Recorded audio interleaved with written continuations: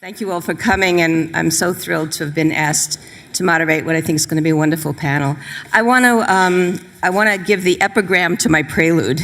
So the epigram to my prelude is that I want to bring back two thoughts from earlier. And one is from Diana Taylor and her use of the word gesture, which is a word I often use in relationship to what artists do.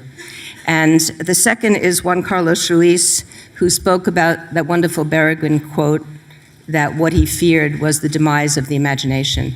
So just hold those two thoughts.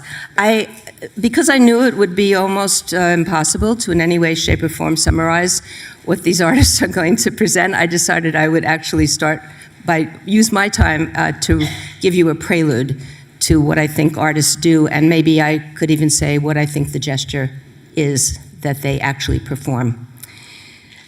And then after I do that, then we'll move on to the panelists. It's quite brief. So artists live in the world as citizens, guides, and witnesses, carefully charting human and social complexity. Because they pay close attention to evolving subtleties of the species and that of the natural environment, they have a deep commitment to reflect and affect our contemporary understanding of our condition. Their work often predicts what is to come, not because artists are unusually prescient, but because they live intensely in the present, observing, responding, and contemplating. As a result, their work often gestures to the urgency of issues manifesting in the moment, threatening the species and the planet now and into the future. What does it mean to look at something really closely, to listen seriously, to notice, and then to question unrelentingly what you are seeing and hearing? As intensely as artists monitor the present, they also have cultivated their imaginations. Thus, they see the possibilities of other systems of thought, ones that do not yet exist, ways in which the world could be different and better for all living creatures. Thus, artists tend to align with those in the progressive arena who imagine a world moving towards a greater good, one without inequity and oppression. And because artists are basically committed to personal freedom of expression as a basic right, they also tend to be irreverent and at times defiant of that which feels overly institutionalized and restrictive. And because they believe in the imagination, they start with the premise that all that stands in the way of human freedom and well-being can be, should be, rethought, rebuilt, and rearranged. Or as poet Terence Hayes writes, why was the imagination invented if not to remake? And as specific as art might be to a particular moment and culture and conflict, when it goes deep enough into the uniqueness of a situation, it inevitably touches something even bigger than art itself that incorporates difference and moves us simultaneously to an understanding of our shared humanity. This understanding is very significant because when we refuse to acknowledge our collective humanness, we then are able to objectify others. The more capable of objectification we are, the less likely we are to exercise compassion, understanding, or to engage in humane action for all. If successful, art is experiential, eliciting a sensorial or emotional response. And even when abstract, issue-oriented, or functional, its uniqueness in form allows the work to reason with our sensibilities, to make us understand the world in our bodies as well as in our minds.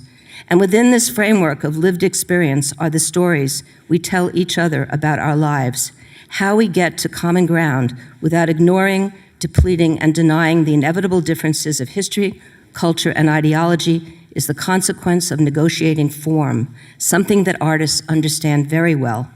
Artists are those able to use technique, technology, and skill to contain this complexity of human experience within the structure of a play, a novel, a poem, a memoir, the visual conceits of painting, sculpture, performance, installation, intervention, the myriad forms of musical composition, sound art, theater, dance, the range of filmic structures, the possibilities of new forms afforded by evolving digital innovation, all allow us to contain the shared depth, breadth, complexity of emotion, desire, lived lives, success, and failure of the species. No one creates artwork to hide it in a drawer. Art is made to exist in the public sphere, to be read, heard, seen, sung, experienced, and shared with with as large an audience as possible. It is always a public statement, built to communicate, to stir up, to elicit emotion, to provoke clear thinking, and at times to solve an actual problem. Artists and designers increasingly define their process by what has been called social practice, their desire and ability to intervene in the public sphere. Such practitioners also have been in the vanguard of helping to make visible issues of race, class, gender, difference, migration, social justice, public concerns with big data, the reemergence of fascism, and the urgent condition of the natural world, i.e. climate change. Thinking through art is a utopian process. Once in the public sphere, such ideas slowly become recognizable and acceptable as they wait for a time when thought can manifest its intention in action. In this sense, art, which is the result of great passion and urgency, also reflects patience and duration. The following artists, writers, thinkers, and practitioners working across form manifest aspects of such intentions. They will each speak for 10 minutes, presenting one or two projects they are now or have been engaged in, after which there will be conversation among us. Then we open it up to the cards and questions, so please write your questions. We will begin with Ricardo Dominguez, then go to Sama Alshaibi, then to Miya Masaoka, and finally to Saidiya Hartman. Thank you.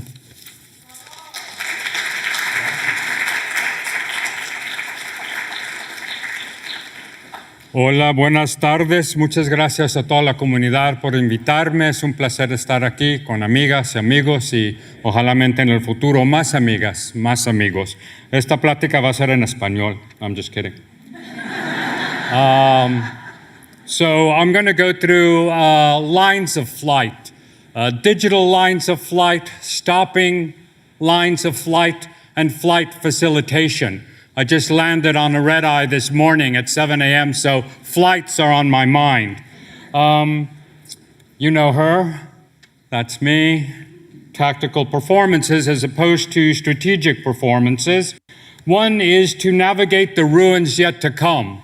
Early work by artists, even before Trump came into being, my students had already seen the future.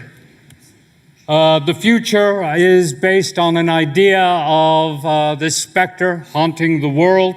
You know it. But much of my work began with the Zapatistas in 1994, El Intergaláctico, and it was with them that Electronic Disturbance Theater 1.0 established electronic civil disobedience, not only as a theory, but as a practice. They trained me in terms of tactical poetics and what lines of flight I might be able to follow. I'll move through these. This is one of the moments in which immigration became important to the Zapatistas when they joined the Sans-Papiers in the Theater Odeon.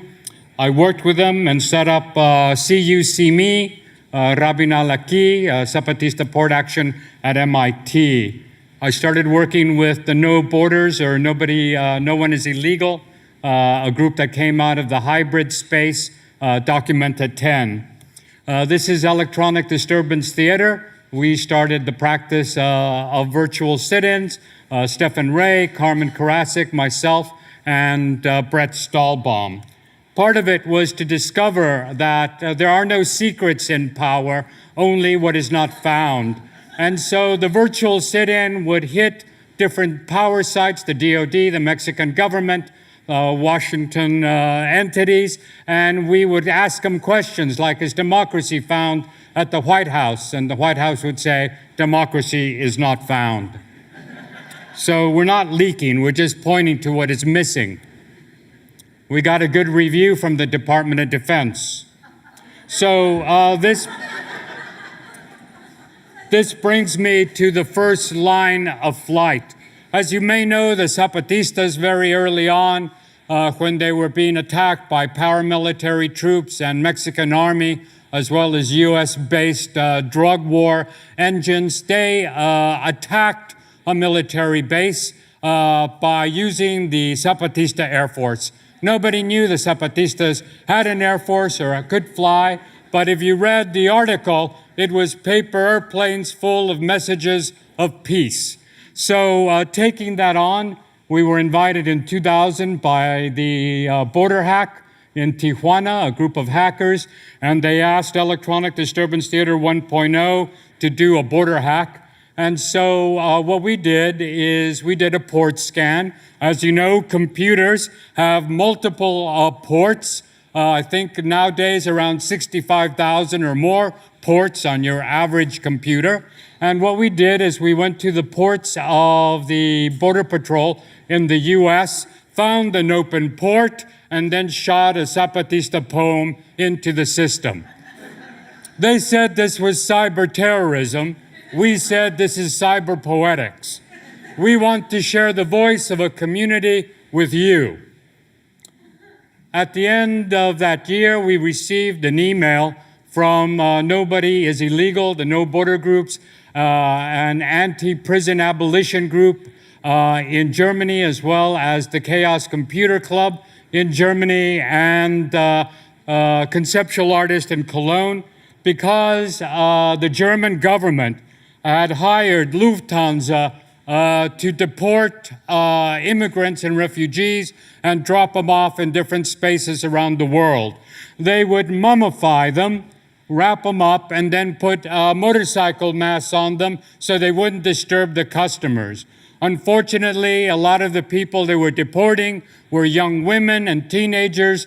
These were motorcycle masks for adult men, and a number of them were asphyxiated on the way.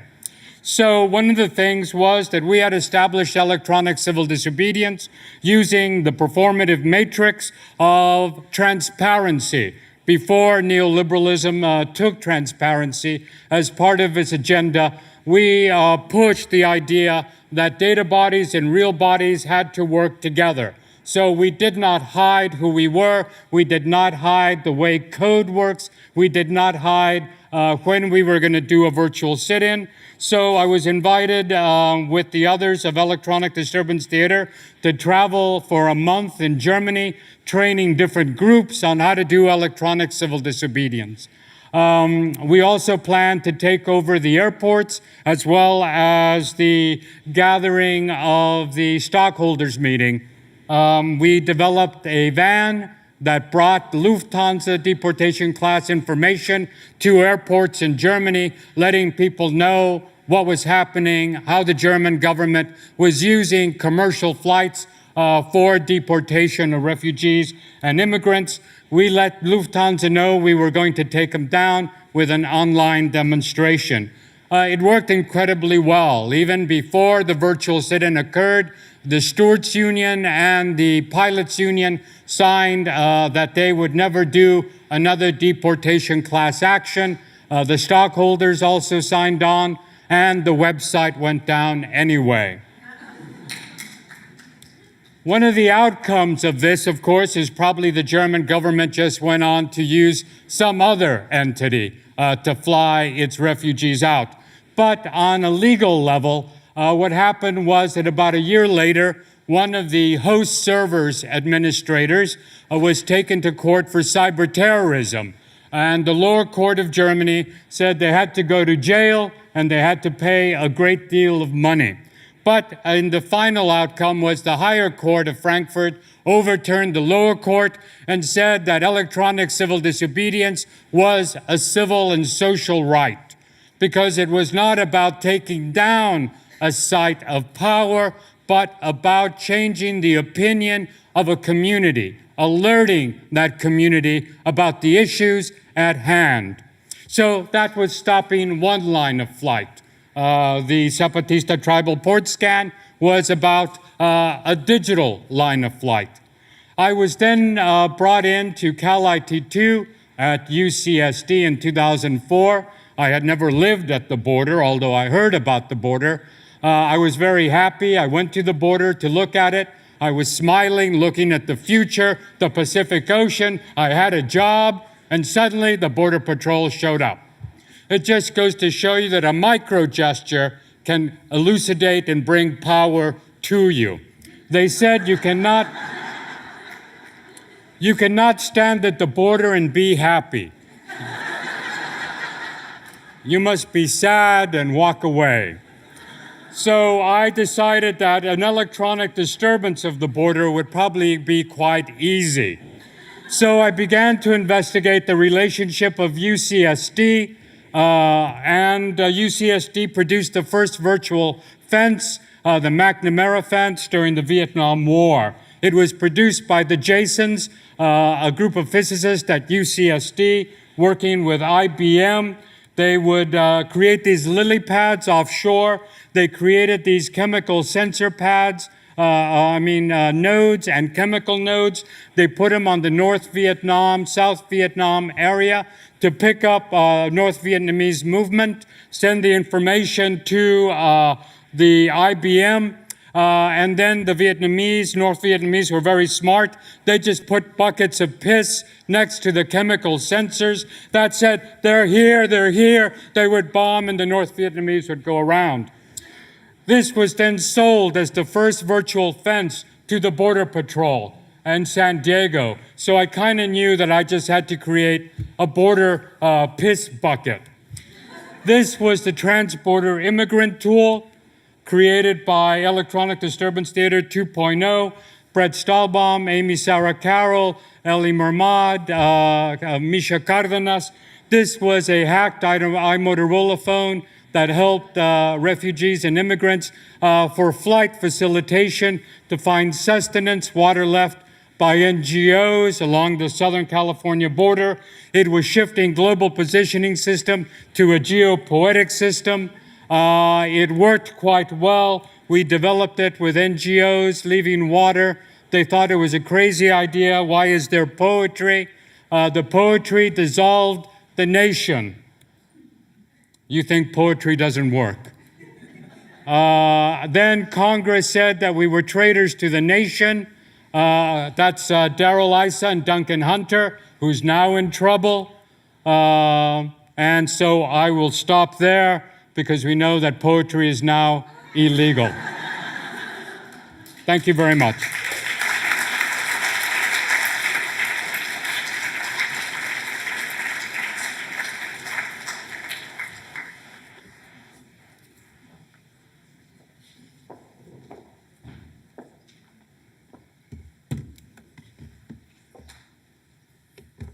That's a hard act to follow.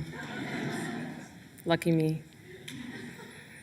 I want to thank Mariana very much for having me here, and it's actually my 45th birthday today. I thought Senator Flake, who is my senator in Arizona, would give me a birthday present today, but it seems everything's exactly the same as it always is. So, with that, now we can start the video. Throughout history, the Middle East and North Africa once highly contributed to civilization, but now struggles through decades of stagnation and political instability.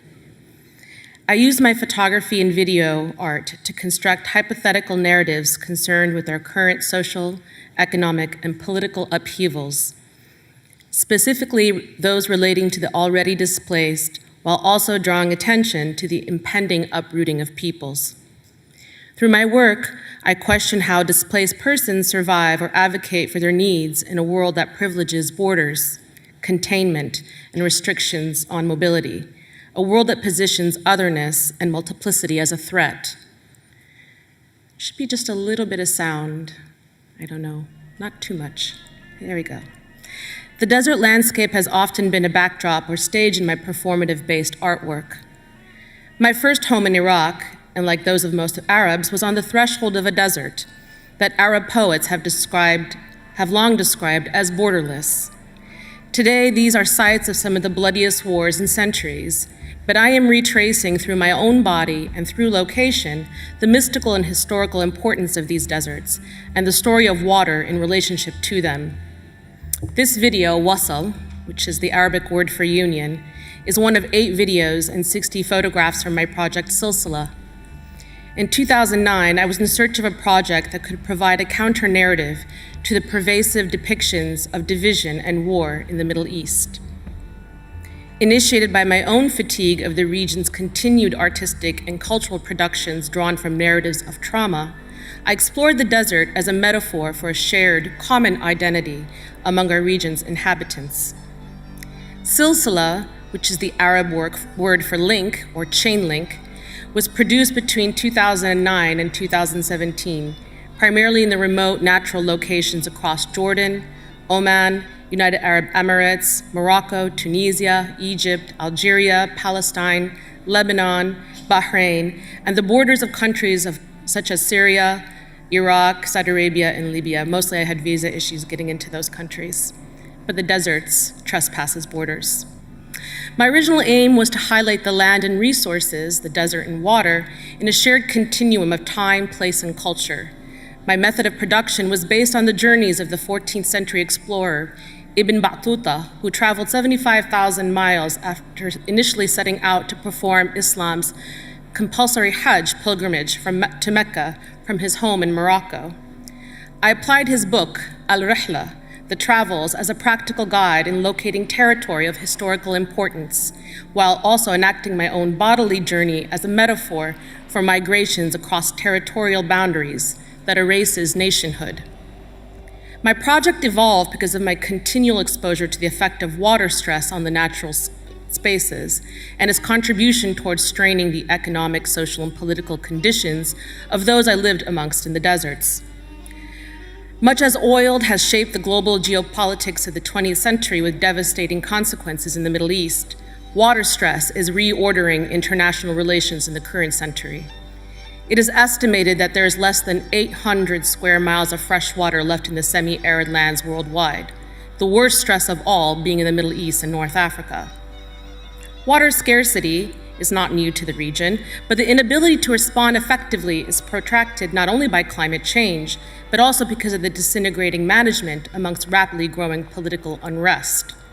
Droughts, rising sea levels, water contamination, desertification, water territorial disputes, agricultural water waste, and energy needs met through the expanding use of dams are all exacerbated by the explosion of our region's birth rates. An estimated 80 to 100 million people in the Middle East and North Africa region will be water stressed or water displaced by the year 2025. It's 2019, right? 18. I want it to be 19. Like oil, water is essential to all human activities, but of which no sustainable alternative exists. Desalination plants are overused as a source of fresh water in the Middle East. 70% of desalination plants in the world are located in this region, mostly found in Saudi Arabia, the United Arab Emirates, Kuwait, and Bahrain. While these plants produce needed fresh water, they can manufacture problems for the health and the environment. The concentrated salt is often dumped back into the oceans and seas, where it adversely affects their biological environment and also harms local wildlife and adding more pollutants to the region's climate. In addition, desalination is the most energy-costing water resource. While there are exciting solar technological innovations beginning in Saudi Arabia's water desalination plants, the carbon footprint cost emitting from their neighbor, the tiny country United Arab Emirates, is contributing the highest per capita carbon footprint in the world. So desalination further stresses water quality and contributes to global warming, which aggravates water shortages in the region. So the forecasts of colossal eco-refugee populations and mass migrations are an imminent reality. Eco-refugees are political refugees. For example, recent reports have found that initial protests in Syria were sparked by Assad regime's neglect of rural communities after a severe drought. A number of agricultural towns and villages faced dire circumstances as an influx of refugees from neighboring Iraq strained dwindling water supplies. The story of the Syrian civil war is a story of water stress, as is the theft of land from the West Bank by Israel, where the water aquifers are located. In the last 60 years, parts of the Arab world have been destabilized by wars that began as confrontations over oil and natural gas and soil. And yes, water has contributed to the ongoing humanitarian crisis. I don't know what to use besides crisis, so I'm using that word. Simultaneously, the Maldives, a nation of islands, also is threatened by water, by the rising levels imposed by global warming.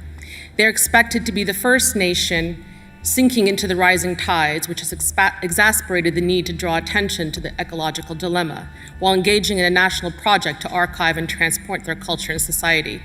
In 2013, I participated in the Venice Biennial at the Maldives National Pavilion under the title of The Disappearing Nation, and this is where the first iteration of Silsila showed. So the desert is a useful metaphor for a political strife. It is imagined in Arabic poetry and the Quran as an idea of alienation and war, of spiritual isolation, death or apocalypse. Its numerous references of political upheaval, the end of civilization, and forced exile can be found in much of the cultural production and religious references over time. It also presents a landscape that is constantly shifting in the wind, reforming itself physically and drifting without imposed borders. It is open and unprotected, void of centers and margins. But for its inhabitants, the Bedouin and Amazigh people, the desert is a space of communal life, spirituality, and ecological coexistence. In Silsila, the protagonist relies on a spiritual connection to the land, an unencumbered perception of space in order to survive, an aspect of the project that draws attention to the experiences of nomadic people and the plights of migrants alike. The geometric abstraction and mirroring that appears in Silsila represents the interwoven realities within Islamic art aesthetics. In Islamic art, the central point of the circle or star signifies the origins of the universe as a creation of God. The symmetry and repetition found in everything from architecture to manuscripts reflect the natural order of the world. Silsila imagines the Arab world as a borderless space that brought together with a similar structure despite an uncertain fate. In this sense, the series reflects on the past but records my anxiety of the present and looks to the future. In Sufi Islamic practice, each follower's silsila, its link, connects him or her to the spiritual genealogy of teachers reaching back to the Prophet. So I use the trope of the spiritual journey or pilgrimage in the forbidding spaces of the desert by linking the desert Islamic world in Silsila with the mystical traditions of the Sufi practice for over a millennium. I'm unearthing a story of continuity within a history of fragmentation, occupation, and war. That's the very heart of Silsila, linking histories, bodies, and struggles, and recognizing our position, for better or for worse, as a single ecosystem facing climate calamity. My work is also informed by my own life experience. I am a Palestinian Iraqi whose family was exiled from 2 homelands. I spent my formative years migrating across several Middle Eastern countries as a political refugee. I eventually moved to the United States, residing for years as an undocumented person, what is now referred to as illegal bodies. Like many families who overstayed their tourist or student visas, we became persons out of status because we had no home to return to. In our case, we were blacklisted from Saddam Hussein's Ba'athist Iraq for having fled during the Iraq-Iran War in 1981. If we were to be deported back, our fate would be sealed. My mother's family became refugees when they fled Jaffa, Palestine in 1948, and according to Israel, they have no right to return. My own displacements compelled me to reimagine what it means to identify with a nation or align myself with a set of political values. The Reverend Dr. Michi Raheb of the International Center of Bethlehem in the West Bank once told me that the solution to Palestine and the broader struggles of the Middle East and North Africa was going to be a creative one, solutions that are not yet imagined. I don't think he realized that Jared Kushner was going to solve the problem of the Middle East. Palestine is investing in the arts, culture, and music, and their residents continue to lead grassroots campaigns of civil disobedience and cultural action. The Great Return March that Noura spoke about this morning in Gaza is an example of the people's popular struggle. Wedding celebrations, barbecues, traditional bed baking, folk dancing, circus acts, singing, reading chains, amongst the other activities took place to express Palestinian culture and life as a living process towards freedom. The right to live one's culture without danger, to preserve its integrity for the present and future, is an essential right of every human being. It contributes to the dynamic ingenuity of creative, evolving resistance that is the foundation of the Palestinian popular struggle and a leading example of what to do and how to think when no one is coming to help. Thank you.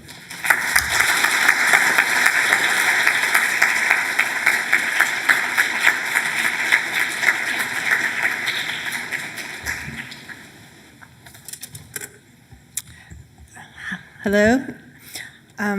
I'm Miya Masaoka, and I'm a professor of sound art. I'm the director of sound art in the visual arts and department here at Columbia. I'm going to talk a little bit and then play a musical sample. You know, some of my work over the years addresses, I guess, my personal history, and which is basically one of family incarceration. My parents and all of my aunts and uncles, all of my grandparents on both sides, were all in the U.S. concentration prison camps during World War II. If I'd been born 15 years earlier, I would have also been born in these prison camps. So I guess, you know, for my parents, it was really important that I speak English without an accent, a Japanese accent, and that I have a certain amount of assimilation, maybe as much as possible. When they left the camps, they were told not to associate with other Japanese Americans because it would possibly be it would be dangerous, and that it would be dangerous for them to continue to have these kinds of communities. You know, I think these kinds of topics as an artist, I really appreciated the different kinds of things that Ricardo had spoken of in terms of the future internment camps. It really resonated in that sense. And also what Saime was discussing, the desert as this metaphor of isolation, fragmentation, and alienation. And I think that kind of abstraction works for me very well. And one thing I do as an artist, I create string quartets, I use choirs, I do sonification of data, I do sound installations. But I'm going to play an excerpt of a work that I did called Triangle of Resistance. And it's for string quartet. And I think there's different ways of thinking about resistance. You know, I think it's interesting. I think the title of this conference is called something like "Nothing Can Be Done," or what is it? Which is really odd, because isn't that Lenin's phrase of like, what is to be done? And this was supposed to spur on the revolution of 1917 and like coalesce the political intentions of the proletariat and really kind of seize the power.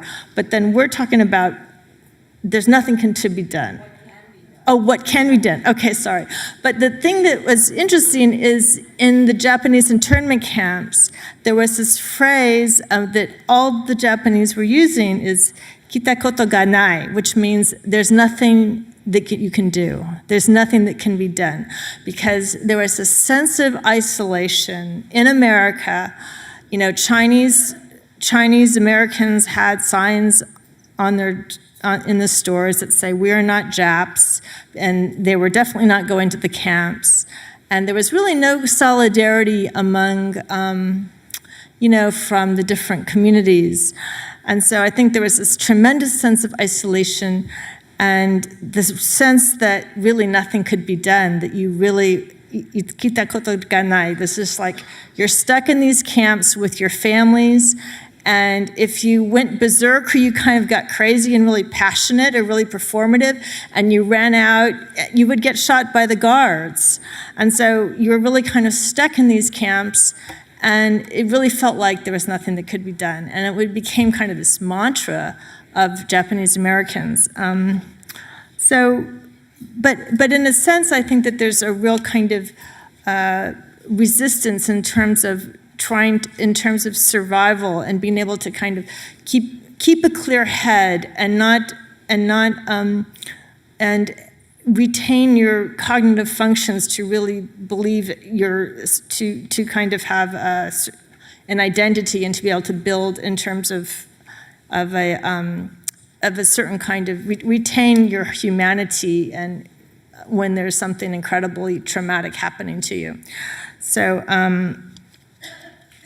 I don't know how many of you know about the camps. I'll just read really briefly. On February 19, 1942, President Franklin Roosevelt signed Executive Order 9066, throwing the lives of over 110,000 Americans of Japanese ancestry into turmoil. This order authorized the United States government to remove all Japanese Americans from the West Coast and to imprison them in detention camps, internment camps, temporary assembly centers, and concentration camps across the country. They lost their jobs, businesses, farms, and homes. Young people were forced to leave colleges and universities, disrupting their education.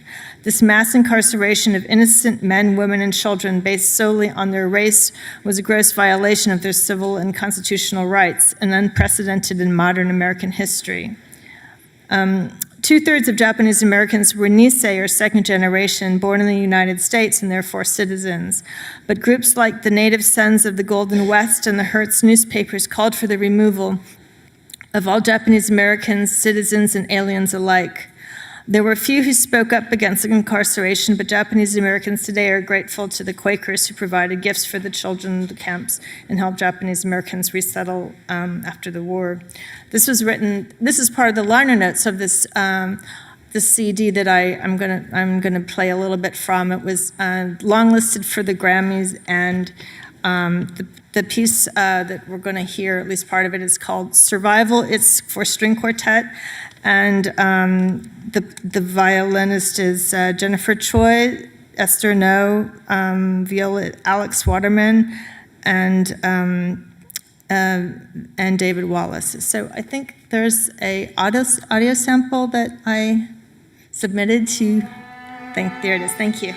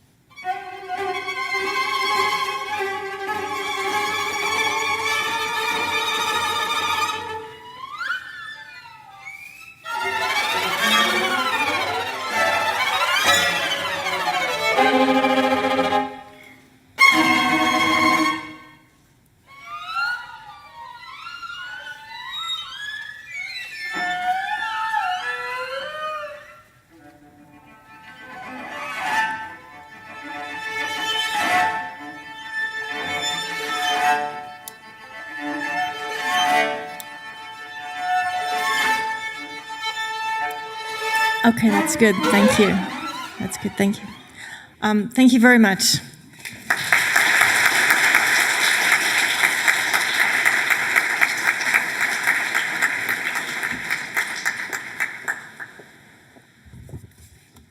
I'd like to thank the organizers, who are my colleagues, for inviting me or conscripting me. So this is something that's short and that's unfinished, and it's not from my book. We were wondering whether to force a window when a young Negro couple came past up the road. They made us, in spite of our knowledge of our own meanings, ashamed and insecure in our wish to break into and possess their church. And after a minute or two, I decided to go after them and speak to them and ask them if they knew where we might find a minister or some other person who might let us in, if it would be all right. James Agee and Walker Evans need to get inside the church before the light shifts, and they are unable to capture the mask and wooden skull of a plain country church and its paralyzing classicism and arresting beauty. In the very effort to avoid the trespass that would be justified in the name of art, prying open a lock or forcing a window produces an event of violence more foundational and shattering. The young couple has observed the men lurking near the church and perhaps sensing their desire to trap and possess, understand what they intend to do. The eyes of the young couple on them decide the matter and shift the course. They won't break in, but they will try to enter the church like decent folks and not sack and conquer it. But they must do something. The perfect light is only a few minutes away, and their entry is barred, although in their minds they have already entered the church and made a picture of it. The writer, Agee, follows the Negro couple, seeking the information he needs so that they can take the photograph without violating the church, without ceding to the trespass. He walks briskly towards the Negro couple, hoping they can contact the pastor or a church member. Then he and the photographer can avoid the violence necessary to make Negro life into art and produce the photograph that must be created while the light is good.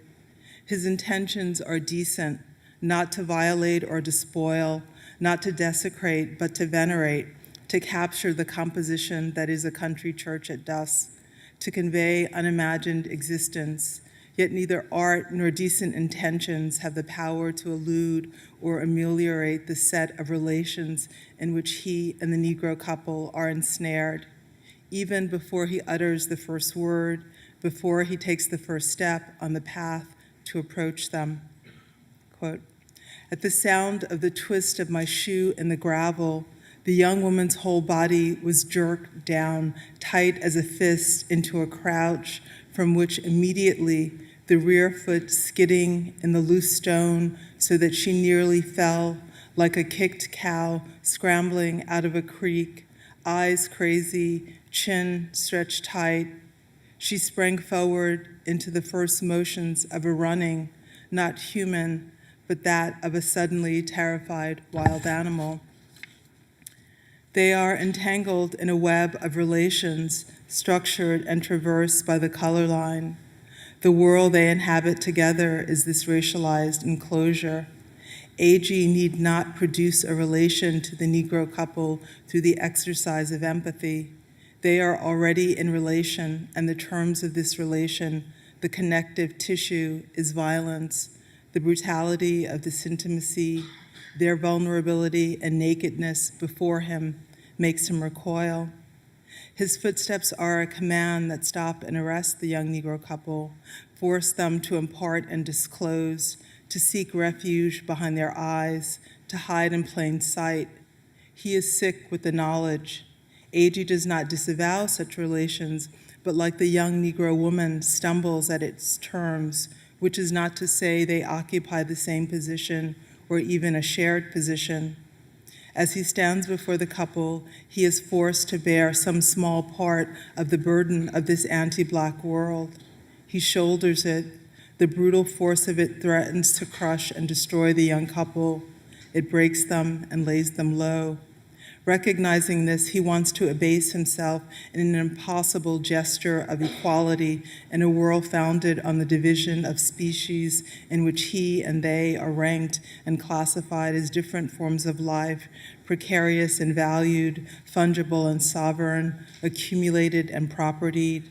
On a country road at nearly dusk and in the beauty of the late afternoon, not yet evening light, falling on a white clapboard church with irregularly sized wooden planks and a porcelain doorknob, a gesture of reciprocity or mutuality between him and the young Negro couple is impossible, interdicted. Try as he might, he cannot avoid or sidestep or remove himself from the white over black order or exonerate himself from the violence that defines the world in which he and they are trapped. He is man, like the ones who have designed the enclosure, and they are not man. They are less than human. They reside in the indistinct territory between the human and the animal, a point that he does not fail to note in the way he describes and regards the not plump young black woman when she flees. She is likened to an animal, a kicked cow. Flight is her only recourse. She doesn't hesitate for a moment because this response has been instilled and habituated by a centuries-long relation.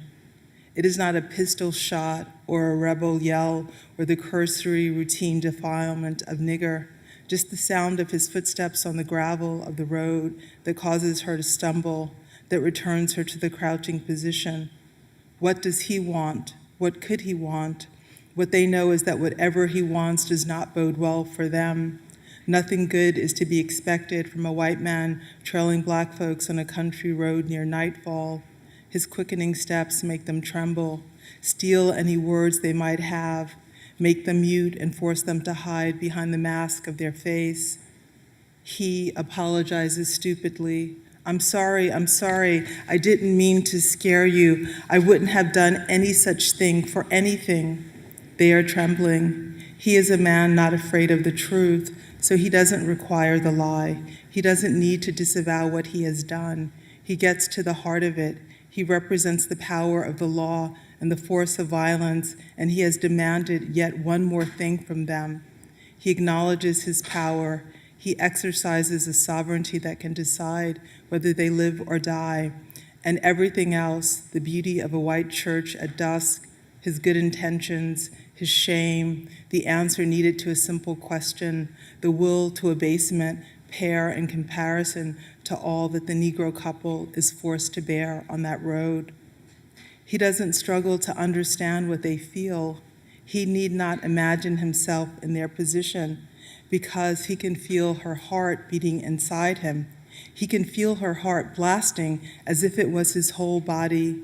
This intertwining, this intersubjective union is not belabored but assumed. We might even say taken for granted, less because of what he can imagine than what she enables. She is available in the flesh. She is the threshold, the portal, the platform, the point of passage between worlds. She is not one in the way he is one, oneself, one man. Dispossession has opened her to the world. This is why he can feel her heart beating inside him. He does not understand this is the reason. He just feels it. The violence that animates this encounter, that puts them in relation, is as thick as the humid Alabama air. It is not the consequence of anything terrible that he has done or has failed to do. Rather, the violence is inescapable. It is the weather. It is everywhere. One small step anchors the world, and they are bound to it. Anything short of the ardent desire for something else, other social arrangements, and the breaking of this world can only endlessly reproduce the violence. This world must be broken. Only then could he fall to the ground. Could he say sorry? Could he tell her that he feels her heart beating inside his body without it being another iteration of violence?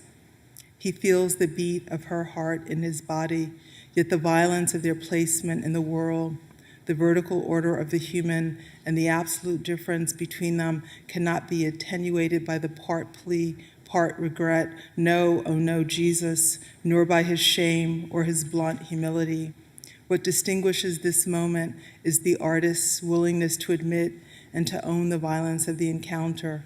We might consider whether this refusal to disavow the violence that is whiteness, here revealed in its benevolence and generosity, is a moment when whiteness itself trembles, yearns to oppose itself, when it invites its own destruction, when it welcomes the dispossessive force that would make him just human, just animate, just life. For her, we need ask if the human offers any rescue or remedy. Thank you.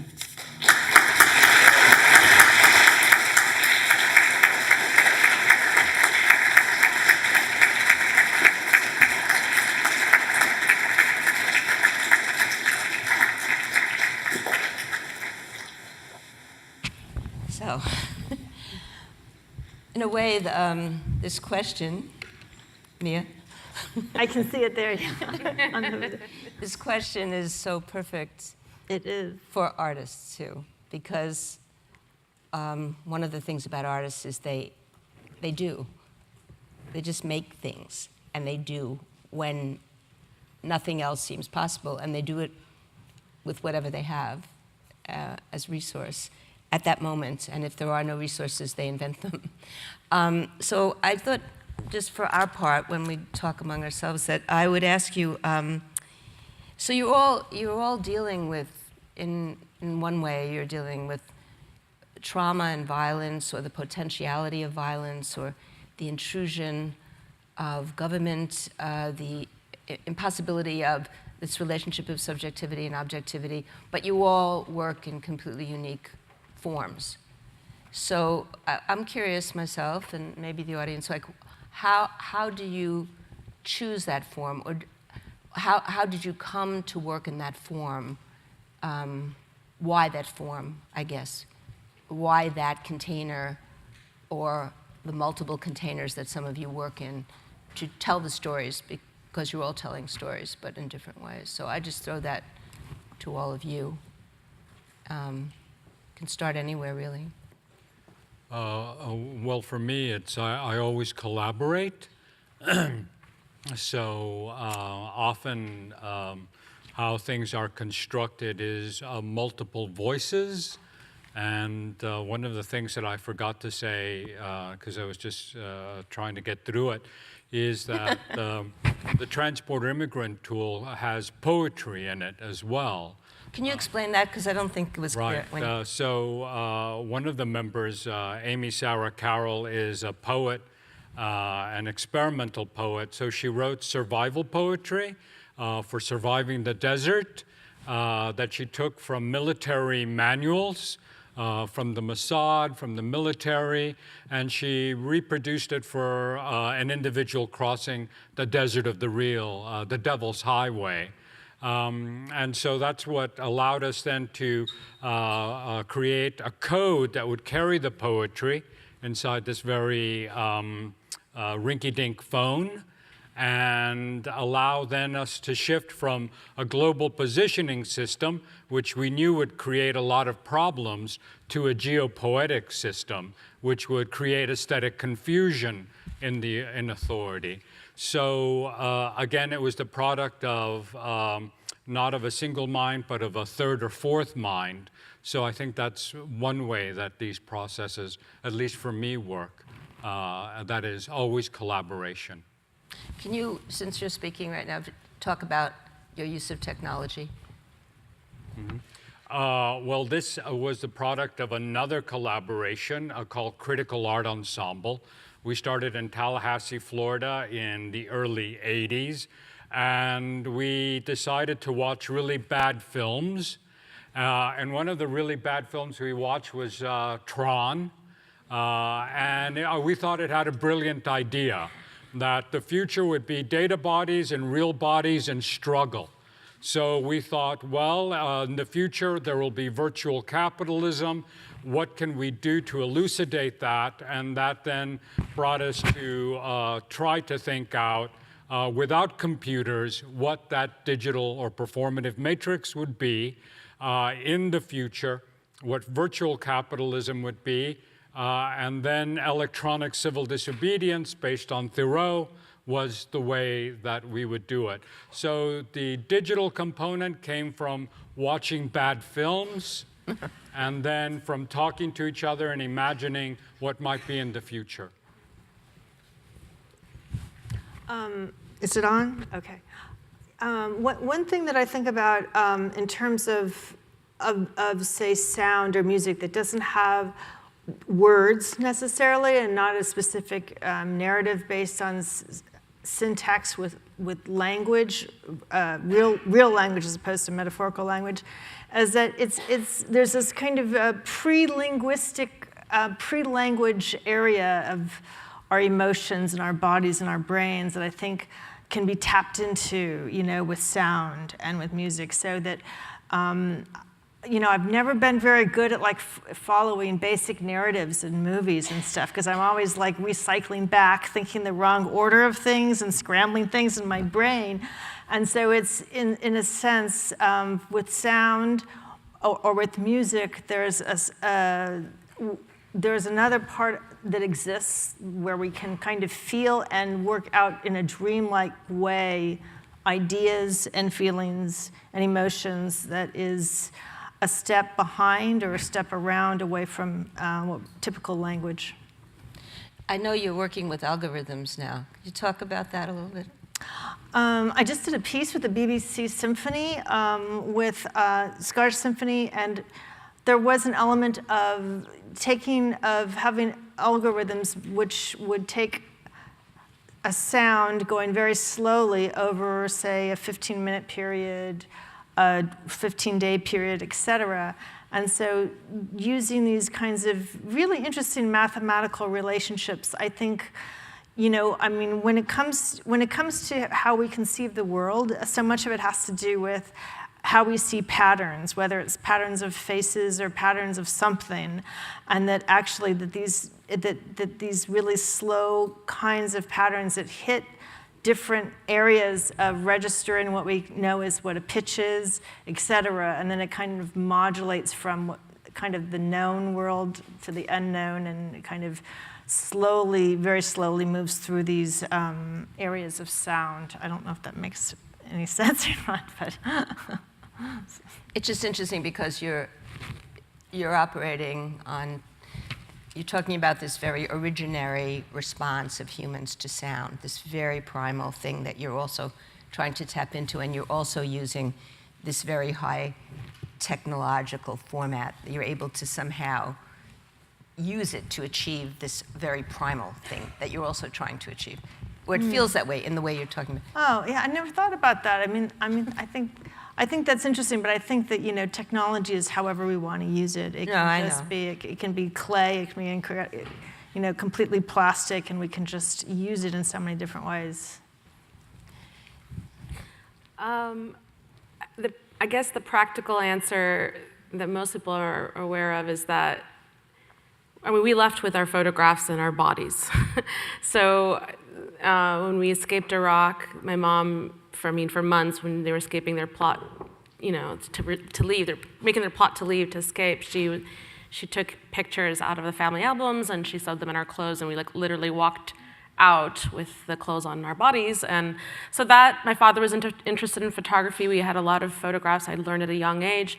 But as I grew older and, more years passed as an artist, and I really thought about it, I'm not sure if I'm such a photographer and videographer as I am more into the performance and the gesture of the body itself, because of, that's all I had and have. I really don't trust the nation, the house. Those things are all very ephemeral to me.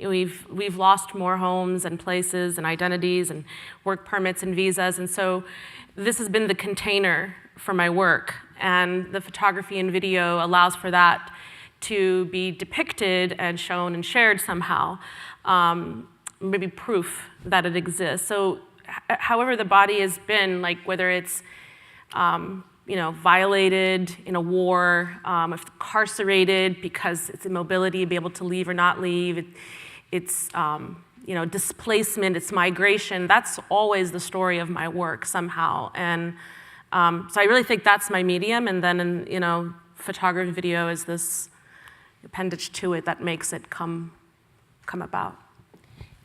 And can you talk about beauty a little bit? Unfortunately, I have that problem. No, I should say I absolutely do not see it as a problem. It's a vehicle, it's a tool, it's poetic, it's everything, so. Yeah, and it's sad that beauty's been in exile for so long in art. But it's back, beauty's back. And beauty's bad, we're like, smart art, and if you want new art kind of art, it's gotta be uglier. I don't know, I think when I was younger, maybe I was a little nostalgic. I think those spaces just happened to feel very beautiful. I want to answer this honestly, but I don't really know. I think it's just what I make. I've tried to do it different ways. I've tried humor. I've tried satire. It doesn't function. I mean, I studied documentary photography and photojournalism. I thought I wanted to be a war photographer when I was very young. And I was always performing and putting myself in the work and everything, and my teachers would go crazy, like, it's not objective. And so I tried all that, and I just, maybe it's a seduction, maybe it's the way I see the world, I don't know. I don't have a great answer for beauty, but I'm asked it a lot, and so I know it's important. I like lots of different aesthetic qualities. Maybe it's the land, maybe it's, but I also think some of it's cultural. I think that what is perceived sometimes in the West as beautiful is just very ordinary to us, right? The clothing, the scarves, the symmetry and everything. It's just our, it's just that it's like your blue jeans today. Like, it's not the same. It's not that it's not beautiful. It's just that we're not reading it visually in the same way. It's not this, oh, I'm going to show this beauty. It's just, that's what it looks like. And so it may, like when my Palestinian friends see our, like, I don't know, BMW t-shirt, I think that's really cool. I don't see anything really cool in that. So it just sometimes it's maybe something different.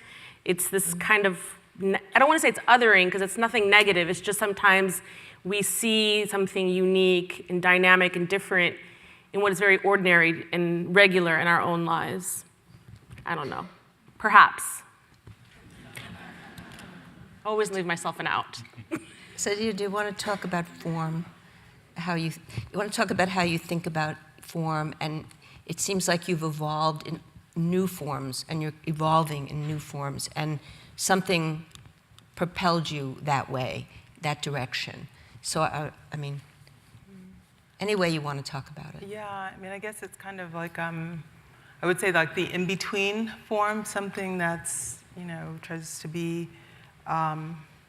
multiple forms at the same time. Mm-hmm.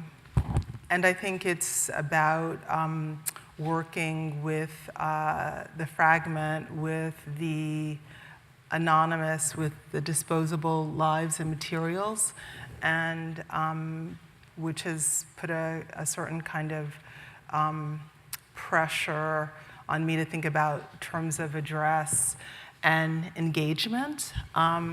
And I think that, like, with this, I mean, we're talking about media and platform, and in terms of the people I write about, I mean, they are the medium and the platform. So there's this kind of, the figurative capacity of a certain kind of captured life, and just thinking about how to address that, how to illuminate that. Because so often in the academic world, we're restricted. There's a restriction on the way in which one can talk about things. And so there becomes this division between academic writing or theoretical writing, narrative, poetics, whereas that's what's so wonderful about the potential of art, is that you can mix the whole thing up and nobody is going to tell you can't do it. Is that's the freedom of it, is to throw off those restrictions. And I think the people who are successful are the people who are able, who want to work that way, who are able to just invent the form, if necessary. If the form doesn't exist, invent it. So that's what I was kind of interested with all of you, that you're sort of on this inventing edge of things, experimental edge of things. But to that point, are we getting cards? I have a quick question that maybe is not a quick answer. And the question is sort of, given all of that, and anybody who wants to respond to this, how do you measure your own impact or your own success? Like what is it that you hope will happen? Because I see all production, not just all of you, but in general, as a kind of action. I see artistic production as a kind of action. But what is it that you, as producers, hope will happen as a result of that production? Well, I think because of the histories of tactical media that come from the past that this work builds on, one of the things that, whether it's the actual true outcome, but it certainly feels like the space of where you want the conversation about the work to be, is the importance of not having the work appear not just in the art page or in the technology page, but on the front page with the issues at hand of the day. That is, that aesthetics can also speak to the political conditions, the social conditions, as well as the other territories of power. So I guess in its best moments, it appears in conversation with all those other front page elements without being in the technology section, in the art section. Whether that's really the ultimate validity of the work, I'm not sure. But at least that to me is an important composition of its presence. It makes so much sense to me because the way that art makes it to the front page is either something sold ridiculously expensively at auction, or somebody burns a flag and it becomes a huge controversy. Those are the ways you get on the front page. But short of that, well, I know that artists want to be in the conversation, so that's why we thank you to Marianne, and we thank you to Lila, and we thank you to Jean, because you understand that so fundamentally, even in structuring and thinking about how to organize this. Anybody else on this? Oh, we have questions. But That's a lot of questions there. anybody? Success? Impact? I mean, action? that's a really hard question because I know, we're but- constantly like second guessing what if it's monetary, it's like, okay, I've got enough money, I don't have to worry about this or that, and that's a certain. But I think for me, if there's finding enough people who can kind of get what you do, I feel like there's an element of success, because I do a lot of really kind of things that are maybe somewhat obscure, or you feel just always kind of regimented to not even the technology page, not even like this, but not just in complete oblivion. I'm talking about complete invisibility. And so, there's different kinds of grants that you can get if you're up to 35 years old, for example. There's a lot of things like there are all these marking spots, and then if you're in this other window, you're not going to get these certain commissions, et cetera. And so there's really all these benchmarks, and kind of like before we die, I don't know, for me anyways, that there's a certain element of there's people who kind of get what you do. I think sometimes the same problems that exist as an artist from the Middle East exists here in the West in the same way. I was part of let's just call it a big festival event in the US that was focused on the Middle East and North Africa, the artists of the Middle East and North Africa. And they made such a big to-do about how many female artists that they from the Middle East and North Africa they included. It's on the front page of all the articles they wrote in the catalog. They brought it up over and over again. And yet the day of the symposium at the museum, all of the individual speakers that were asked to speak were men, except there was one panel, and it was called Gender in the Middle East, and that's where all the women got stuck on. And I was just yesterday going, wow, it's just like it doesn't really matter. So I sometimes don't know where to measure success. That was the United States, and they're supposed to be giving us our big, it's so much better, here, but it's no different. And it's different, but it's not necessarily better. And so it's hard to measure success. The success of the work is what I really was interested in more than, like how. Right, but to speak to the work, you have opportunities to speak to the work, and you're talking about invisibility, and so sometimes we just haven't created systems that brings that visibility forward. I mean, I have work that deals with gender, but I also have a lot of work that deals with the same issues that artists from around the world talk about, right? Economies and war and displacement, and if everything's always funneled through the opportunities of, if the Middle East is always understood by what women wear, what Arab women wear or don't wear, then, and by our gender, then really we're going nowhere. So I don't know how to place my specific work as successful or not when there's a larger problem or an issue there. So I try to take it on a case-by-case, basis. If people are listening, if we can have a dialogue, if the questions can go further, but sometimes it is my job to educate, and I don't mind it. I don't always say, oh no, I don't have to do that. I'm a professor. I'm okay with that role. Sometimes I wish the work was afforded the complexity that artists from the West are. That's all. Yeah, I think my answer would probably go back to the first panel and thinking about how the work contributes to imagining the social otherwise, other ways of living, ways of undoing this order, and imagining, another. So I think that the larger terms of that project, the work ideally would be contributing to and be significant, as it is allied with those values. Kendall, where's Kendall? He was going to ask a question while I look at the question. Okay. And I'll ask you all a question.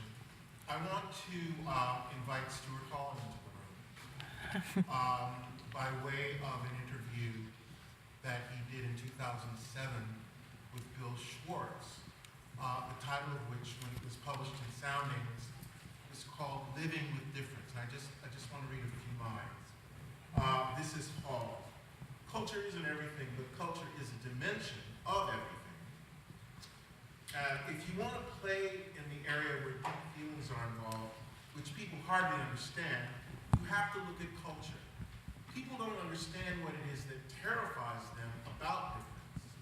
They don't know what it is that disturbs them viscerally about people who don't look or think like them.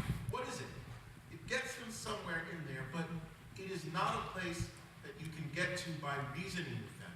Have you ever tried to say you should give up your racist prejudices because they are irrational? Forget it.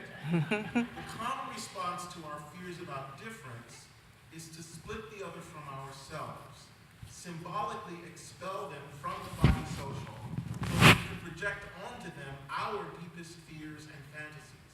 So, if you are interested in a society which somehow learns painfully how to begin to live with difference, recognize the way in which it has constructed the other as the opposite of itself, you have to understand how the culture is working. And this is a sentence that arrests me. In the arts, things get said in ways in which they can't get said in any other domain. So I'm interested in people who are living here who come from different cultures, whose route to the present is different from that of the native, and who now also confront the difficult conundrum of difference. And in fact, this is done to the dream of equality and justice. I'm interested in how people imagine, how they represent themselves figuratively in the visual and literary field, how they position themselves in the narratives of self and society. So, I'm a lawyer, and when I think about the study of social difference, it's the ways in which understanding social difference can help me understand and change arrangements of injustice to make them more just. So I'm interested in social justice. The question to you is whether and if so, in what precise ways your practice offers a way or is engaged with trying to imagine difference, formal, social, or otherwise, as a tool or as a vehicle, a point of entry into imagining social justice. Well, in music, there's different ways of having an alternative organization on a stage. that doesn't necessitate necessarily a conductor or specific hierarchical relationships, but where the musicians listen to each other and they respond and they interact in a somewhat egalitarian way. And they're very careful, like the loud instruments, like the guitar, electric guitars or the saxophones or something, understand that they can't take over from like the softer flutes. They have to kind of step back at different times and consider other people in the musical ensemble. And that there's not necessarily a conductor who's going to tell you when, where to play, and how to play, but rather that you listen, you decide, you have agency on your own to make these kinds of democratic decisions.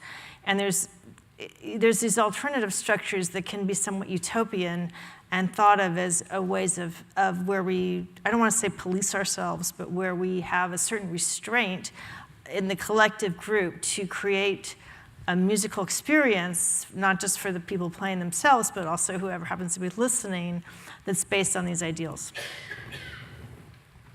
I think one of the elements, perhaps echoing Miya, is that I always work in the Anarchist 5, so one for a durational period, sometimes about 10 years or more. And so there you start developing a kind of vocabulary and practice that you hope can then be shared in common with others. So one of the things that we do is a type of copy rebellion. Instead of copyright or copyleft, we share the code in rebellion so that others can distribute that code and use it within their own territories or processes. So I suppose that could be a part of an arc of justice, an aesthetics of shareability, that different groups can then mark their territory of justice and begin to enunciate it somehow. And then I think often the work that I deal with to one degree or another functions. I was talking to Diana Taylor, what I call relational non-relationality, which is anti-utopian. That is, we work with people who don't necessarily share anything with us in terms of common. So when we built the transporter immigrant tool, we had to work with an NGO that was predominantly Christian fundamentalist, right? They just felt that nobody should die in the desert. And they thought we were communist, queer communist, right? And so we had to sort of develop an intimate relationship. And so this is a relational non-relationality that while we couldn't agree on a kind of fundamental gathering, we did agree on a problem, which is nobody should die in the desert. So, maybe it's that kind of mixture of things sometimes that might fit into that question. Anybody else? Take it up. Okay, so I will, some handwritings are not the easiest to read. So this is a question for everyone, and it's a question I was also interested in myself. And it starts with the event horizon of water crises, the internment camps, signage. How does your own relation to time impact your form and approach to your work? That's one question. Let's do that. Does anybody want to talk about time in relation to their work?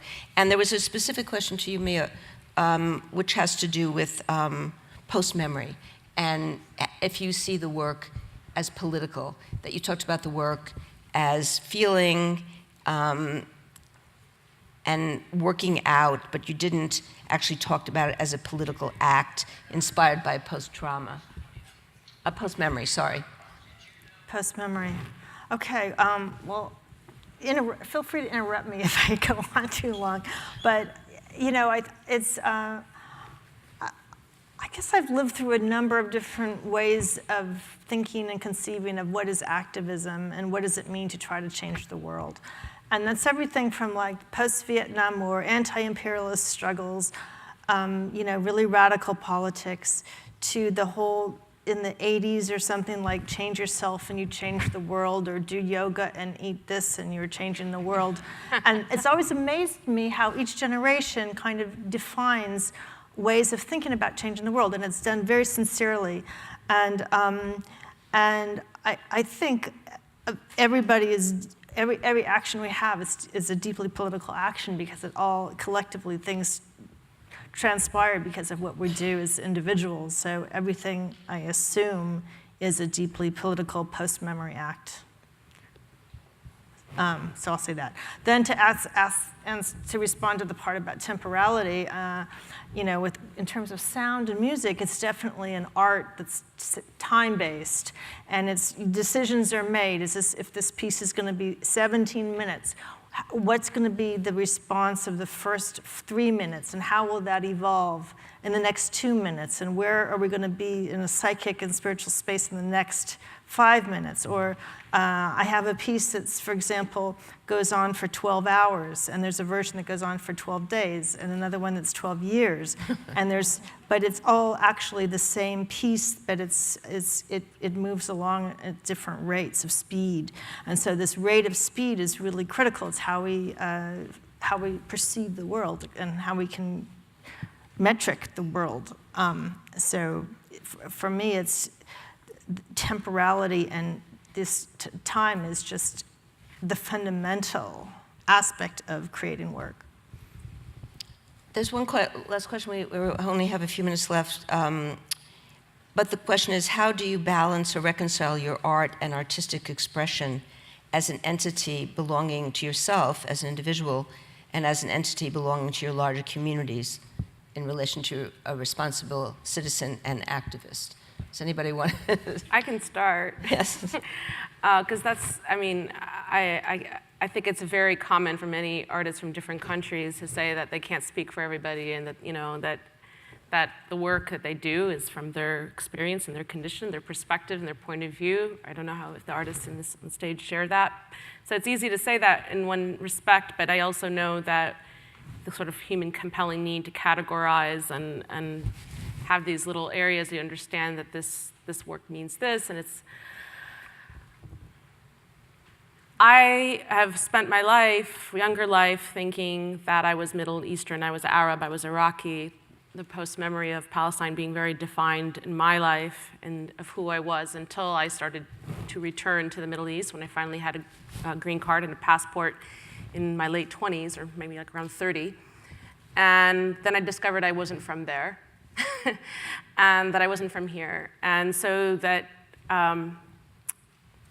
it was troubling because I didn't know where to make work from. I didn't know who I belonged to. And then I finally sort of came to terms that, like, you know, dislocation and displacement was a location, and that was an identity. And I could speak from that, and I didn't have to worry how authentic I was. I hear these stories in the era of globalization, of migration. People speak in this way, and their work is complex. I'm married to an African American. My kids are Iraqi, Palestinian, Black, Christian, Muslim, Shia, Sunni. I'm half-half.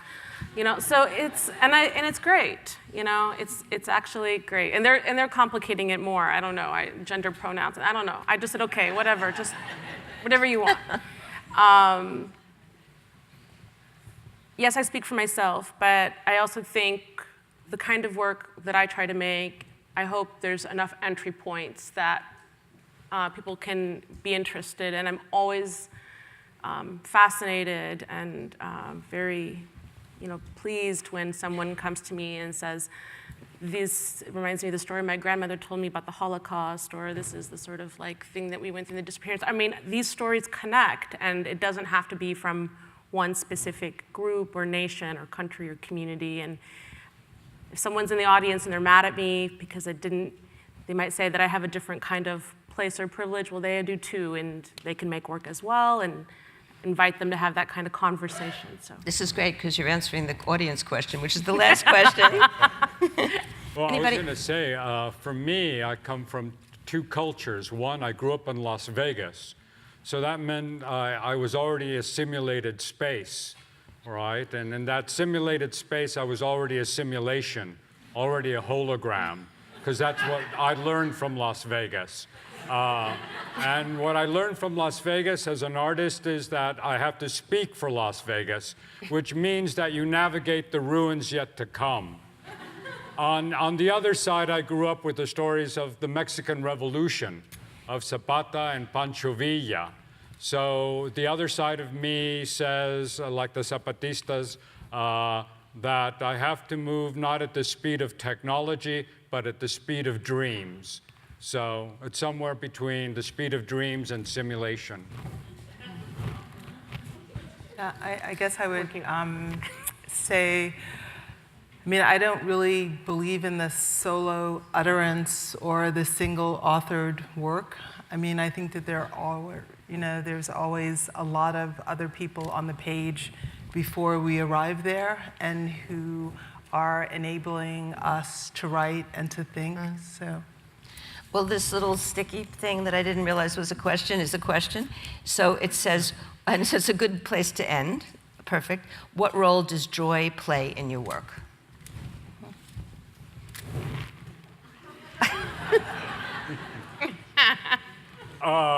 Well, I am not. I love to see Ricardo without any words, can't answer. Well, again, I am not a sad person. I'm a joyful person, an ecstatic person. I always think that there's some way to route around the ruins yet to come. So I always like to dance, and I think there is, in aesthetics, a way in which we can dance with materials, we can dance with concepts, we can dance with humanity, and we can improvise in that space. And that's always joyful and ecstatic, even when we're dealing with the hellhole of the Mad Hatter. I actually think that people think my work is sometimes very somber and mournful, but I derive a great strength and joy from just doing what I want to do. I think that is I learned that from my Palestinian friends and community, that there's always a war, there's always an occupation, there's always a wall, there's always an entrapment. And to be free, it's a mental thing. And so you have to live with freedom. And so I go where I want and I make the work, and yes, of course I have to consider risk and I have to think about, especially my kids. But I derive a lot of joy from making the work. Yeah.